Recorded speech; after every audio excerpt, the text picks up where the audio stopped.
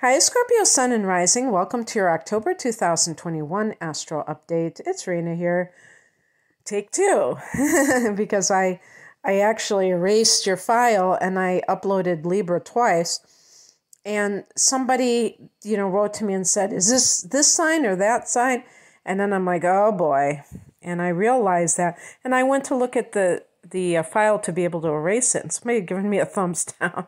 I'm thinking, wow, those Scorpios don't mess around. They really they'll give you instant condemnation if you screw up. So I'm half joking, obviously.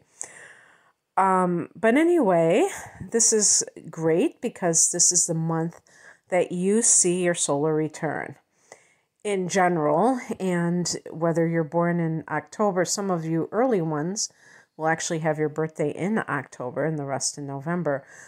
But as I record this in September, you do have that month where the sun is in your 12th house.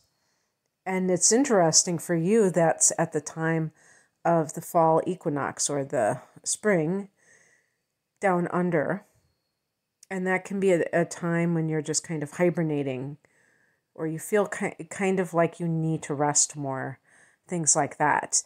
Again, if you're listening for Scorpio rising, you really have to check your chart about, exactly when you have the sun in the 12th house, because it's not going to be exactly how I say.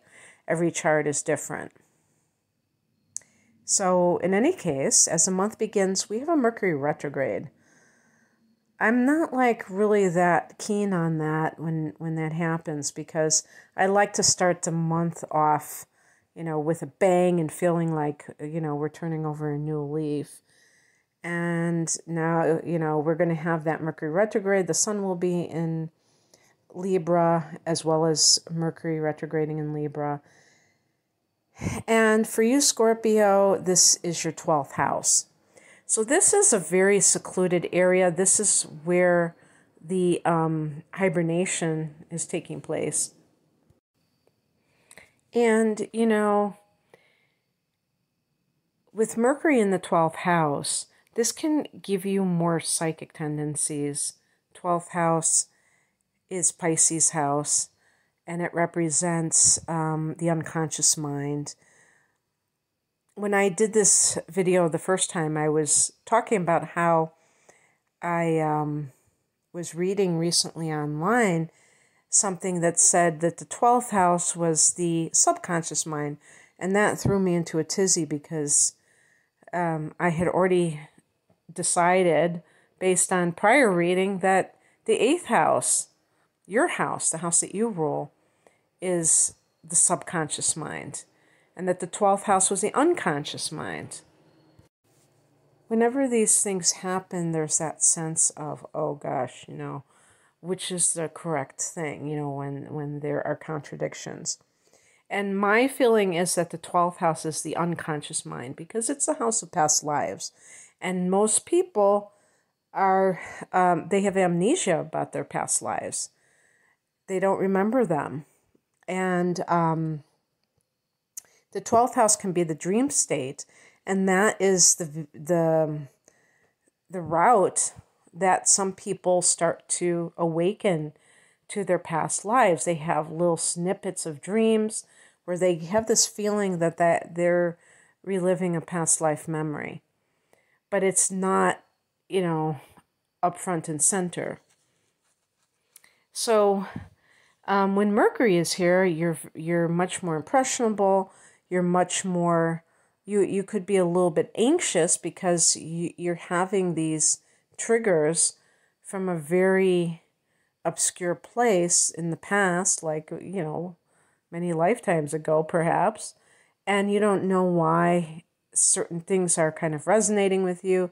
But it can be a time also of meditation, and that could be letting go of your thoughts. That would probably be the best thing that you can do, because when Mercury is in your 12th house, you may not even communicate in a way that is very precise. the 12th house is ruled by Neptune, and Neptune is fog, clouds. It's not nothing precise. It's very nebulous. But like I said, it can lend itself to psychic activity and psychic insights.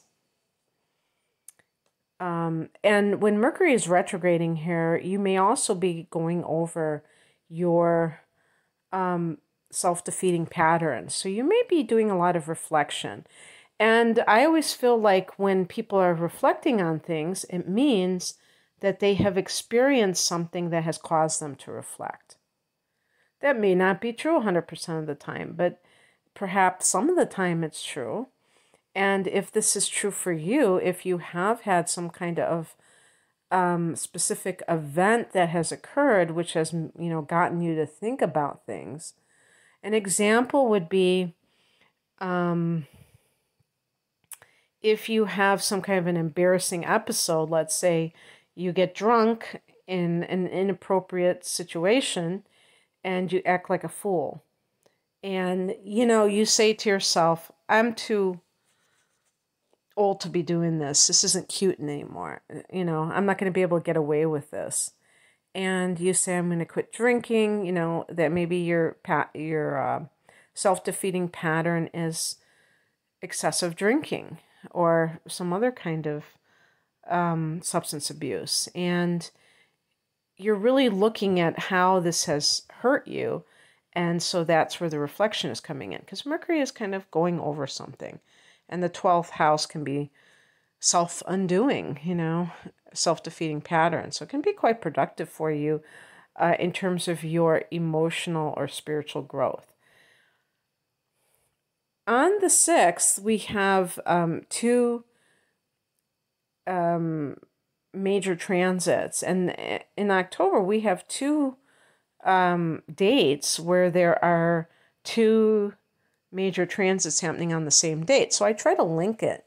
I try to draw some kind of connection between the two. In this case, on the 6th, we have Pluto going direct at 24 degrees of Capricorn, which is falling in your 3rd house, and the new moon is at 13 degrees of Libra.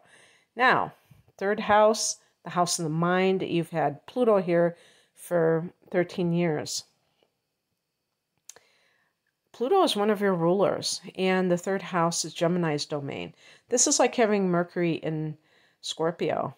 And, obviously if you're like 20 years old, this isn't going to really apply to you for the last 13 years. But if you are, let's say you're 40 and you think back 13 years, you may realize that you have been studying something with the occult, connected to the occult, whether it's astrology, the tarot, whatever, some metaphysical topic, for a decade now.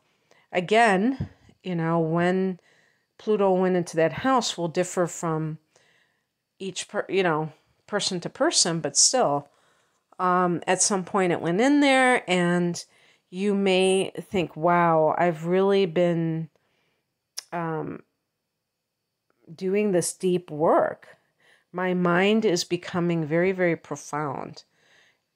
You may have gotten to the point, Scorpio, where you can't bear to any kind of talk that is like small talk.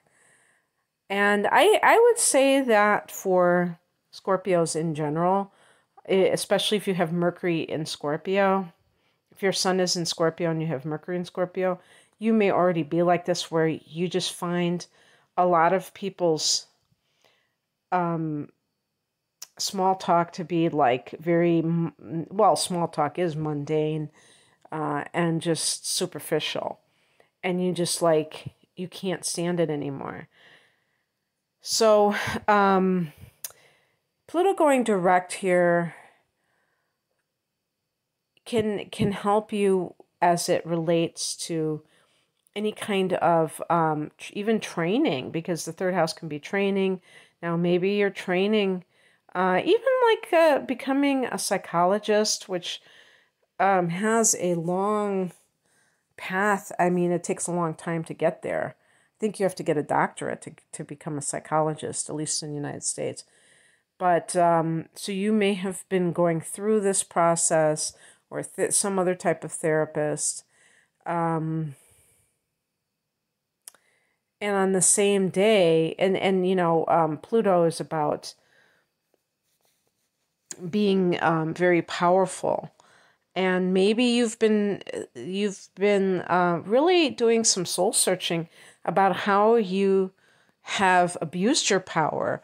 You don't even need this placement to do this, but it certainly is icing on the cake, because Scorpios, just as a sign, tend to be very good at reading people and figuring out, what makes them tick. And the lower nature of some Scorpios who feel like they don't have power, they can take advantage of that, and they can become,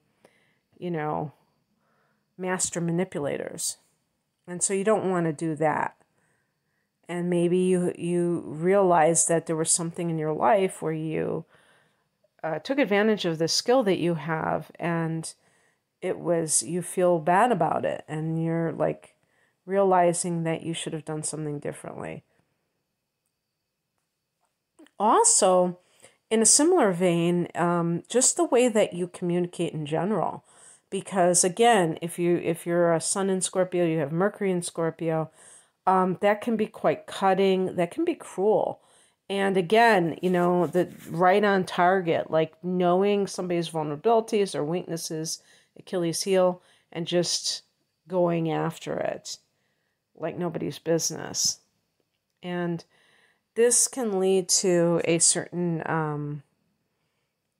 and you might just do that if you feel like you're hurt, you're threatened, but that doesn't make it right, obviously. And you might be vowing, since this is on the same day as the new moon in the 12th house, you may be vowing that you're going to turn over a new leaf.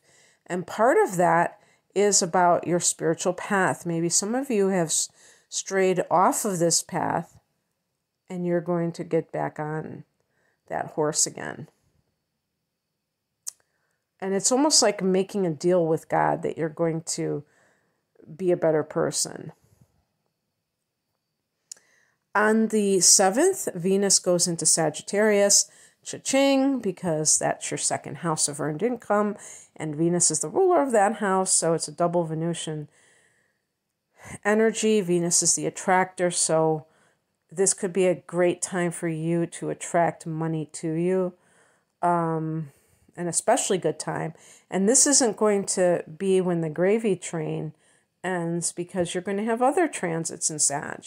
This is kind of an early thing for Venus to be there. This is like way early, because the sun isn't going to go into Sagittarius until, for another 6 weeks.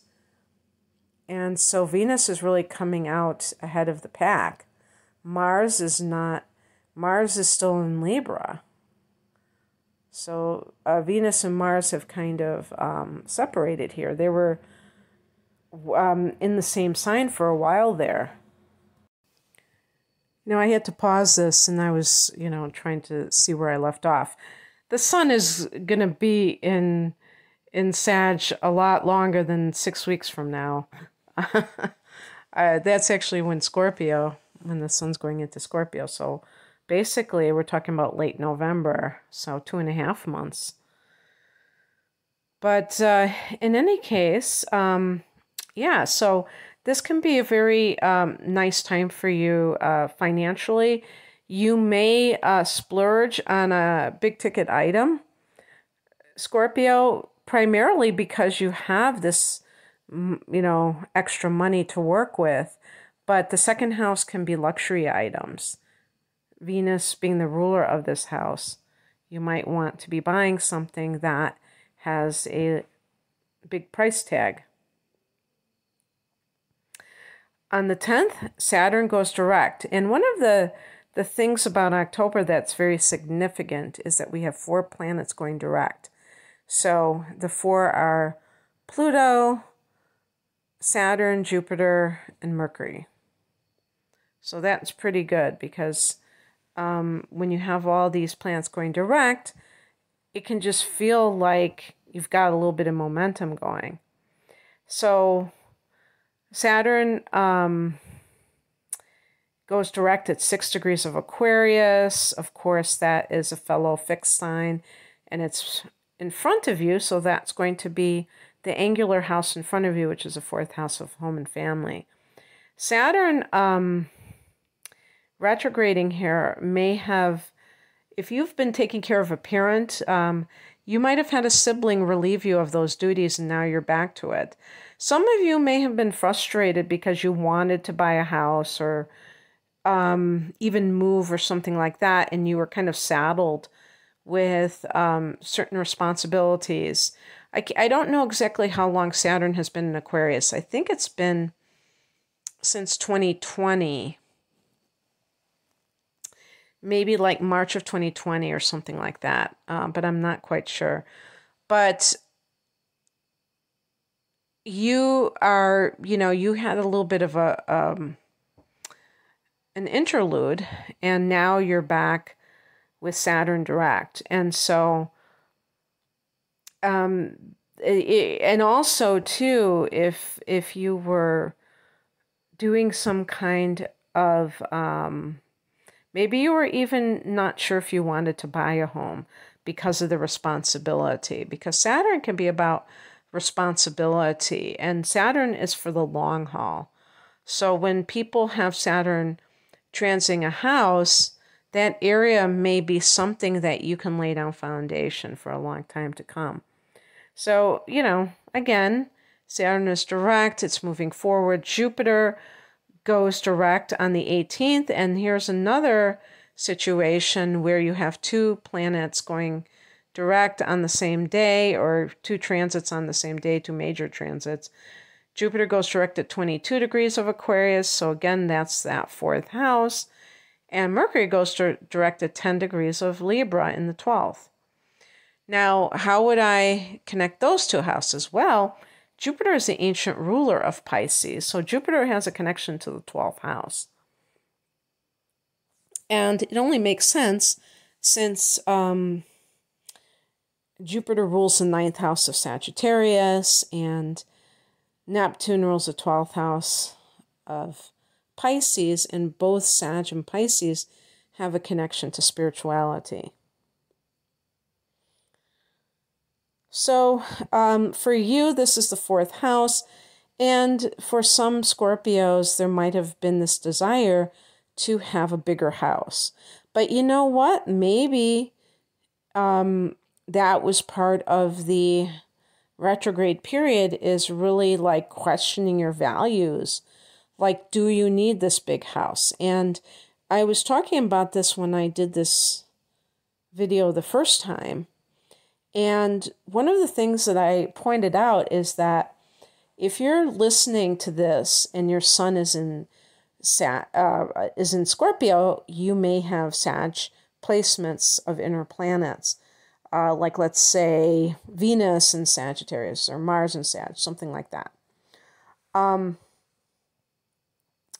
And your moon can be any sign, your rising sign can be any sign. So there are signs that are associated with extravagance. Oh, and it can be in Libra because you're like sandwiched between Libra and Sag. Both of those signs tend to like to have a nice lifestyle.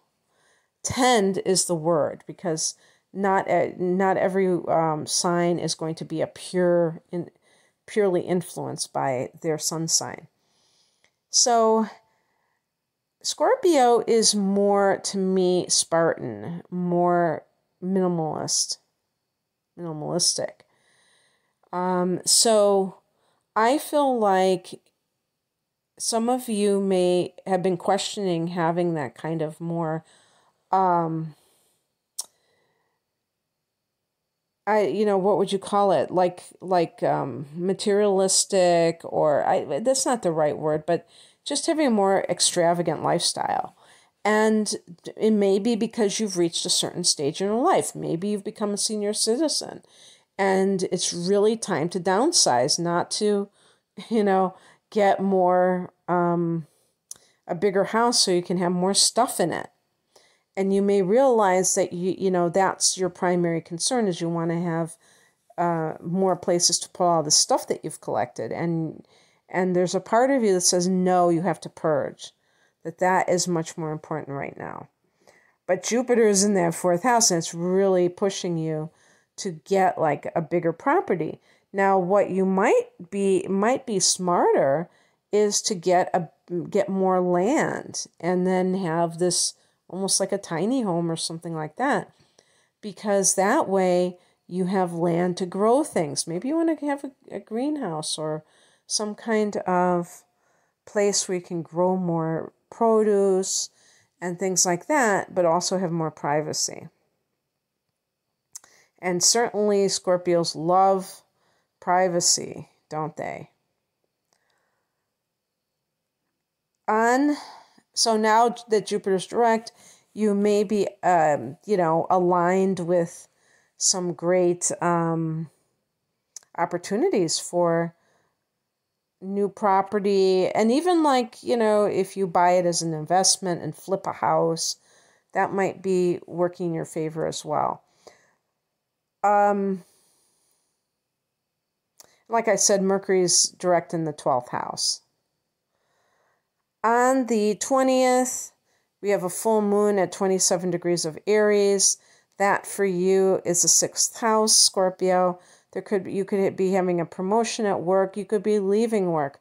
Maybe you're going into a different field and you have finally, done all you can in your current service to others. And you're really looking to changing that. And so, you fulfilled your mission, whatever that was. This can be, full moons can bring out secrets. It could be related to coworkers. If you've been suspecting that people have been talking behind your back, you might find out. This can be finding out about your health in some way. Could bring something to the surface. On the 23rd, the sun goes into your sign. So there's that solar return. And exactly a week later, on the 30th, Mars goes into Scorpio. So these are two transits, masculine energy, yang energy, which is energizing, where you may feel like you have your mojo back. And Mars, in particular, in your sign, you may even be feeling the desire to move your body more.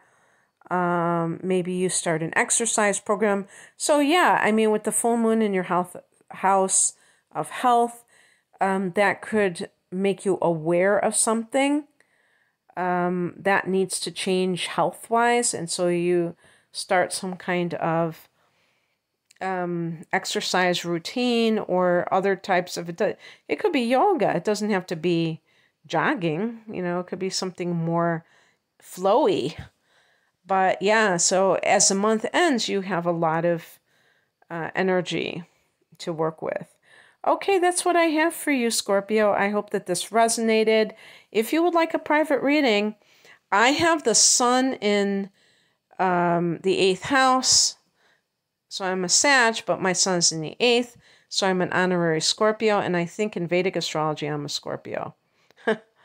And I have the moon in conjunction with Pluto. That's like having the moon in Scorpio.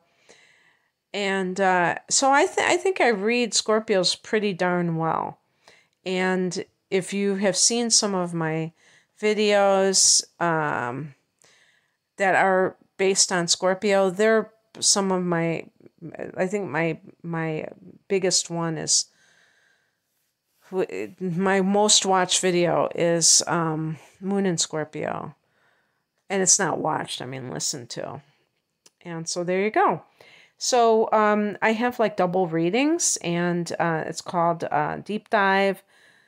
and hour of natal chart interpretation, hour of transits for the upcoming 12 months for a special price. So when you're having your solar return, that might be something that's very appealing because you can, look at the upcoming trends for the next 12 months, but from your actual natal chart, rather than kind of a general thing.